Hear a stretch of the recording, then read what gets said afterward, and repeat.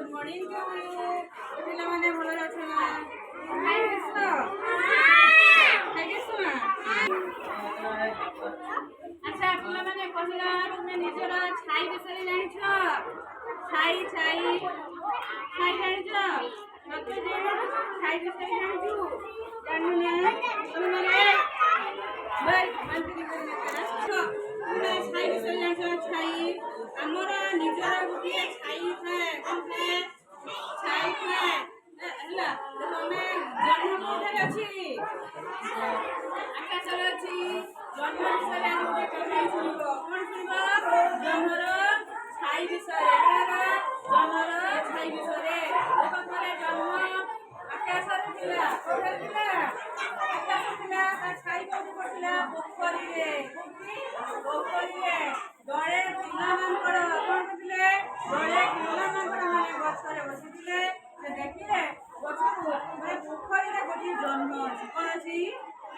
ପୋଖରୀରେ ଜନ୍ମ ଅଛି ବୋଲି ସେମାନେ ଭାବିଲେ ସେଥିରୁ ଗୋଟିଏ ମାନେ ପିଲାମାନଙ୍କର କଣ କଲା ଡେଇଁ ପଡ଼ିଲା ପୋଖରୀକୁ କଣ କଲା କହିଲା ମୁଁ ଫାଷ୍ଟ ଯିବି ସେ ଜହ୍ନଟାକୁ ଧରି ନେବି କିନ୍ତୁ ସେଟା ଜହ୍ନ ଥିଲା କି ପୋଖରୀରେ ଜହ୍ନ ଥିଲା କି କଣ ଥିଲା ଜହ୍ନର କଣ ଥିଲା ଛାଇ ଥିଲା କଣ ଥିଲା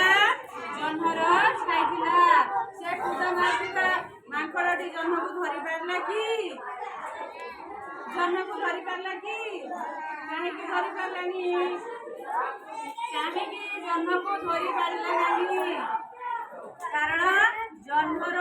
ପାଣିରେ ଥିଲାନି ତାର ଜହ୍ନର ଛାଇ ପଡିଥିଲା ପୋଖରୀରେ କୋଉଥିରେ ପଡିଥିଲା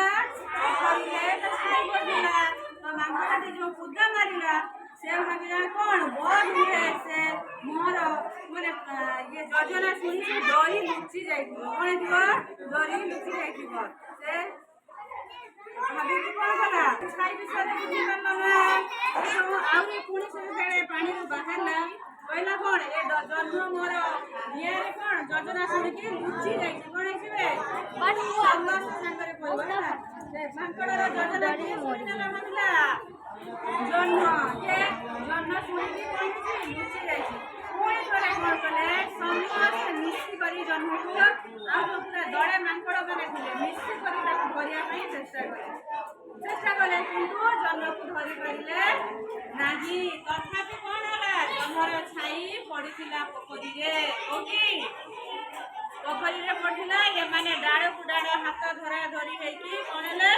ଜହ୍ନକୁ ଧରିବା ପାଇଁ ହାତ ବଳେଇଲେ ଶେଷରେ କଣ ହେଲା ଡାଳ ମୋଡ଼ କରି ଭାଙ୍ଗିଗଲା କଣ ହେଲା ଡାଳଟି ମୋଡ଼ କରି ଭାଙ୍ଗିଗଲା ଏମାନେ ଯାଇକି ଜହ୍ନ ମାନେ ଏମାନେ କଣ ହେଲେ ବୁଝିପାରିଲ ଜହ୍ନର ଛାଇ ପୋଖରୀରେ ପଡିଥିବାରୁ ଏମାନେ ଜହ୍ନକୁ କେଉଁମାନେ ମାଙ୍କଡ଼ ମାନେ ଜହ୍ନକୁ ଧରି ପାରିଲେ ନାହିଁ ଆମର ଛାଇ ଅଛି ନା ଗଛର ଛାଇ ଅଛି ନା ଗଛର ଛାଇ ପଡ଼ିଲେ ଆମେ ସେ ଛାଇରେ ଯାଇକି ବସୁଛେ ନା ବସିଲେ ଆମକୁ କଣ ହୁଏ ଖରାରୁ ଆମେ ବଞ୍ଚି ପାରୁଛେ ମାନେ ଛାଇ ଅଛି